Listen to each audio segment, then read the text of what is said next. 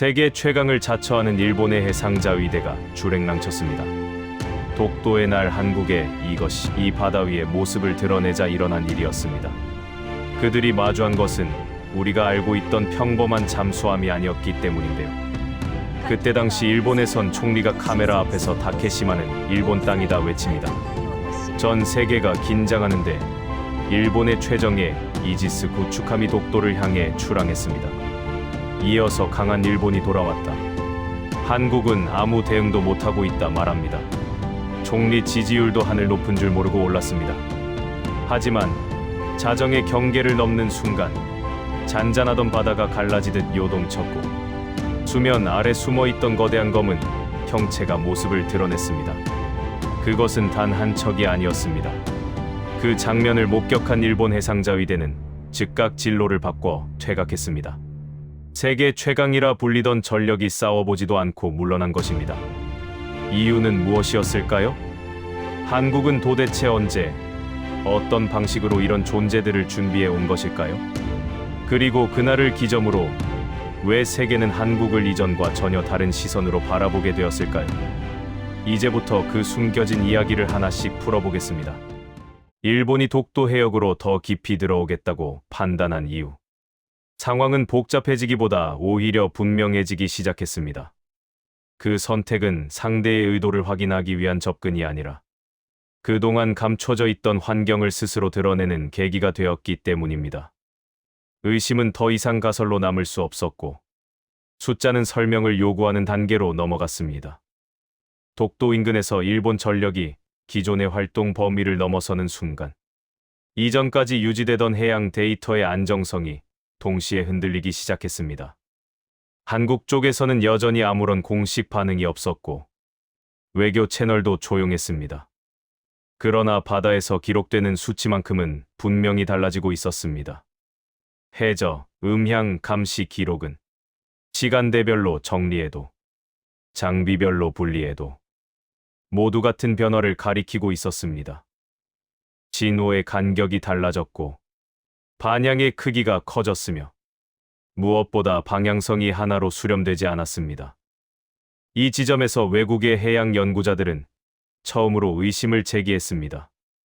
기존의 설명으로는 이 변화를 정리할 수 없다는 판단이 나왔기 때문입니다. 하지만 동시에 반대의 의견도 강하게 나왔습니다. 한국이라는 국가가 이런 규모의 수중 환경을 통제할 수 있을 리 없다는 기존 인식이 여전히 강했기 때문입니다. 처음 제기된 가설은 데이터 오류였습니다. 센서 간섭, 해저 지형의 특이 반사, 전파 혼선, 모두 과거에도 여러 차례 등장했던 설명이었습니다. 일부 분석가는 이 현상을 일시적인 중첩 현상으로 분류하려 했습니다. 그러나 재검증이 시작되자 상황은 빠르게 달라졌습니다. 동일 시간대에 기록된 민간 해양 연구기관의 음향 데이터, 상업위성의 표면, 변형 관측 기록, 인근 항로를 지나던 선박의 자동 항해 로그가 서로 다른 출처임에도 같은 패턴을 가리키고 있었기 때문입니다. 오류를 전제로 한 설명은 이 단계에서 하나씩 무너졌습니다. 한 장비의 오작동이라면 설명될 수 있었지만 여러 체계가 동시에 같은 수치를 기록하는 상황은 더 이상 우연으로 묶을 수 없었습니다. 외국의 일부 군 관계자들은 이 시점부터 태도를 바꾸기 시작했습니다. 한국이 할 수 있느냐는 질문 대신 한국이 왜 지금까지 보이지 않았느냐는 질문이 나오기 시작한 것입니다. 이 변화는 보고서의 표현에서도 드러났습니다. 처음에는 가능성 낮음이라는 문장이 반복됐지만 이후에는 추가 검토 필요, 구조적 분석 요구 라는 문장이 등장하기 시작했습니다. 숫자가 쌓일수록 시선은 점점 이동했습니다. 무엇이 나타났는지를 설명하려는 시도는 줄어들고 왜 이 지점에서만 이런 변화가 반복되는지에 관심이 집중됐습니다. 분석팀은 과거 기록을 다시 꺼내 들었습니다. 몇 년 전, 독도 인근에서 짧게 발생했다. 사라진 탐지 공배. 당시에는 의미 없이 넘어갔던 수치 이상. 이제는 그 기록들이 하나의 흐름으로 이어지기 시작했습니다. 그 기록들은 공통점을 가지고 있었습니다. 항상 외부 전력이 접근하던 시점과 겹쳤고, 일정 시간이 지나면 아무 일도 없었다는 듯 정상화됐습니다. 이 반복은 의도성을 의심하게 만들기에 충분했습니다. 외국의 한 연구소 내부 회의에서는 처음으로 이런 말이 나왔습니다. 이건 갑작스러운 등장 문제가 아니다. 이건 오래 유지된 환경 문제다. 그 시점 이후 분석의 초점은 결과에서 원인으로 완전히 이동했습니다. 무엇이 수면 위로 나타났는지가 아니라 어떻게 이런 상태를 장기간 유지할 수 있었는지, 그리고 왜 외부에서는 그 흔적조차 감지하지 못했는지가 핵심이 되었습니다. 이 질문에 답하기 위해 외국 분석팀은 한국의 과거 대응 방식을 다시 살펴보기 시작했습니다.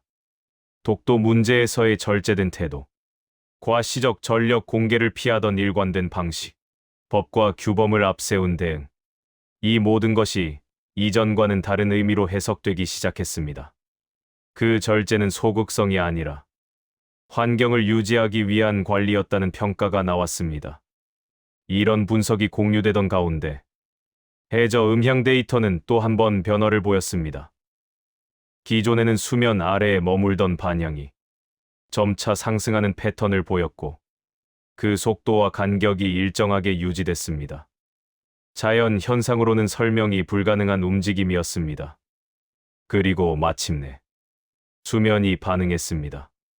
잔잔하던 바다 위로 대형 선체가 모습을 드러냈고, 그 장면은 군사 위성뿐 아니라 민간 관측 장비에도 동시에 포착됐습니다. 외국의 관측자들은 이 장면을 보고 더 이상 논쟁하지 않았습니다. 이제 논의의 대상은 존재 여부가 아니라 체계의 규모와 유지 방식이었습니다. 그것은 기존에 알려진 잠수함의 범주를 넘어서는 크기였고, 한 번의 노출로 끝나지 않았습니다. 서로 간격을 유지한 채 여러 자산이 동시에 모습을 드러냈습니다. 이 순간 외국의 평가가 결정적으로 바뀌었습니다. 이건 경고가 아니라 완성된 구조라는 판단이 조용히 공유됐습니다. 일본 전력의 상황은 수치로 계산되기 시작했습니다.